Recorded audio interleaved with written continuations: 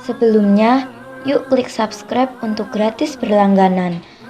Lalu, tekan tombol lonceng untuk mendapatkan pemberitahuan video terbaru. Dan jangan lupa like dan share ya sob.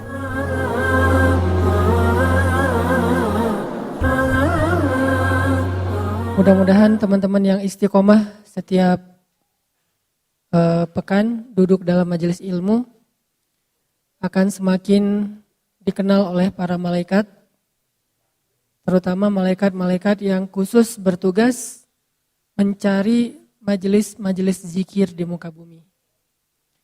Saya pernah dulu nyampaikan hadis, Allah mengutus malaikat-malaikat yang sangat banyak, tugasnya berjalan-jalan di gang-gang, di setiap jalan, di gang, di sepanjang, di setiap negeri untuk mencari majelis-majelis ilmu. Lalu kalau malaikat ini menemukan satu majelis ilmu, maka malaikat ini akan memanggil teman-temannya. Malaikat yang lain dipanggil, berkumpul di majelis itu, kemudian mereka akan membentangkan sayapnya, lalu mendoakan orang-orang yang hadir di dalam majelis ilmu. Jadi kalau kita kadang-kadang tuh berharap banget doa dari orang tua, berharap didoain sama orang soleh, kalau duduk dalam majelis ilmu, yang ngedoain kita tuh bukan cuma orang tua, bukan cuma orang soleh, tapi malaikat. Orang tua kita doanya diijabah, padahal orang tua kita manusia yang kadang bisa ngelakuin kesalahan. Tapi Allah mengijabah, apalagi doa ayah nih. Orang soleh doanya juga diijabah, walaupun dia cuma manusia yang kadang juga ngelakuin dosa.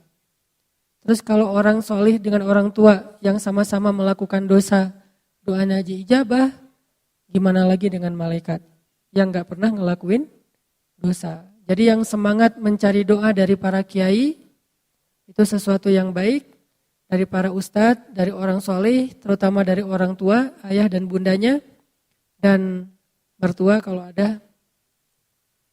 Kalau belum ya udah ayah bunda dulu, sabar ya. Kalau yang rajin minta doa kepada orang-orang yang istimewa, berarti harusnya kita lebih rajin lagi meminta doa dari malaikat. Caranya duduk di dalam majelis ilmu. Lalu Allah Subhanahu wa taala akan berdialog dengan malaikat itu. Jadi sekarang nih, kalau kita merujuk ke hadis tersebut, berarti kita coba belajar yakin ada dialog antara Allah dengan malaikat ketika ada majelis ilmu. Apa dialognya? Allah tanya kepada malaikat, wahai para malaikat, apa yang mereka lakukan di situ? Lalu malaikat menjawab dan Allah Maha tahu jawabannya.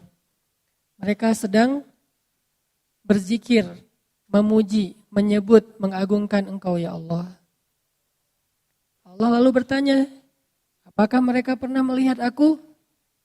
Kata para malaikat, enggak pernah ya Allah.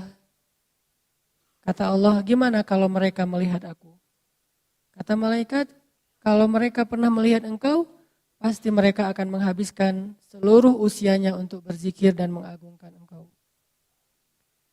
Terus Allah nanya lagi, apa yang mereka minta wahai para malaikat? Kata malaikat, mereka memohon surga di sisimu ya Allah, mengharapkan surga. Apakah mereka pernah melihat surga? Tidak pernah ya Allah. Bagaimana kalau mereka pernah melihat surga? Pasti mereka tidak menginginkan apapun dalam hidup kecuali surga itu. Allah nanya lagi, apa yang mereka berlindung darinya atau takutkan? Kata malaikat, mereka takut dari azab api neraka. Apakah mereka pernah melihat neraka? Tidak pernah ya Allah. Bagaimana kalau mereka pernah melihat neraka? Pasti mereka akan menghabiskan usianya dengan menangis dan berdoa agar terhindar dari azab neraka. Wahai para malaikat, saksikanlah, sesungguhnya aku telah memperkenankan semua harapan dan keinginan mereka. Aku jaminkan untuk mereka surga dan dibebaskan dari api neraka. Ini janji Allah kepada kepada para malaikat. Malaikat mengatakan, amin.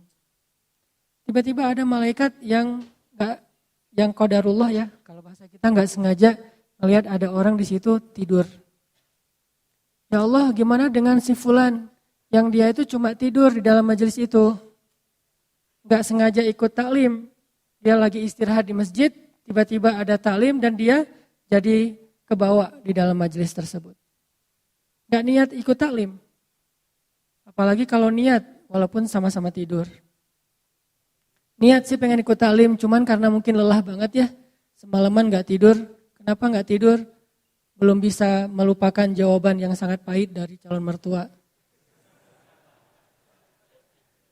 Anak saya udah ada calonnya, kan itu berat, nggak bisa tidur semalaman. Nah besoknya dia pengen self-healing, hadir dalam majelis ilmu. Sampai di sini sakinah. Nggak bisa dapat sakinah mawaddah warahmah, dapat sakinah di dalam majelis ilmu.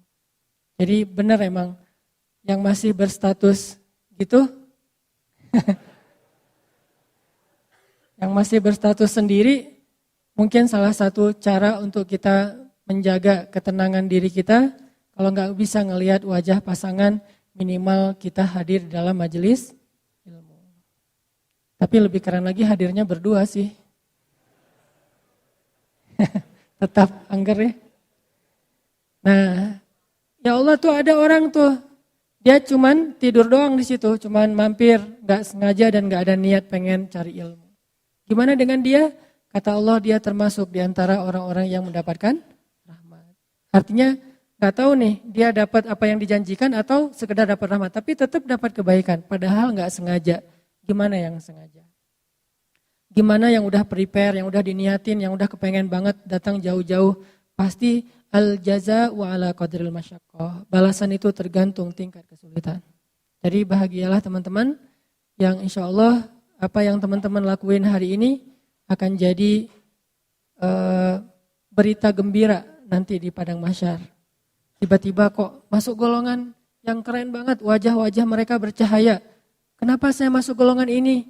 Kamu adalah golongan yang kedua dari 7 golongan yang dapat naungan Allah, yaitu pemuda yang tumbuh dalam ketaatan kepada Allah Subhanahu wa taala.